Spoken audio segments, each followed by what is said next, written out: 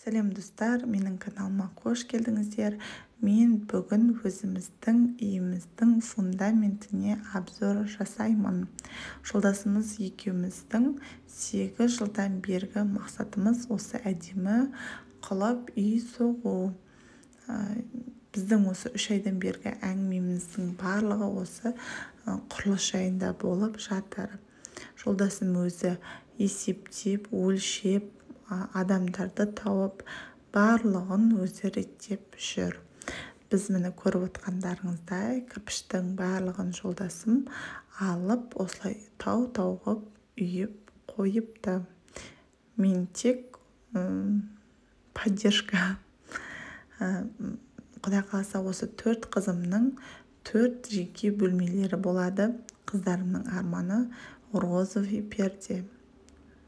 Ал мынау лестница 2-ші қабатқа шығатын және де цокольный этажға түсетін.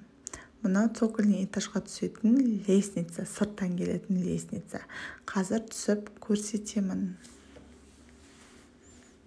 Міне осылайынан түсеміз. Түскен кезде дәл кіреберісте осындай 2 бочка тұр. Бұл бочкаге қосымша су жинаймыз деп жолдасым алған.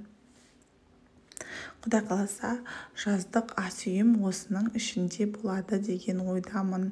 Ең бастысы сәтін салсын, күш қуат берсін, денсаулығымыз мықты болсын, қалған дүние бола жатар. Ал бізге сәттілік тілеп қойыңыздар. Ал үй бастағысы кеп, үйлі болғысы келетін кісілер сіздерге жұғысты болсын. Ең бастысы бастап кету.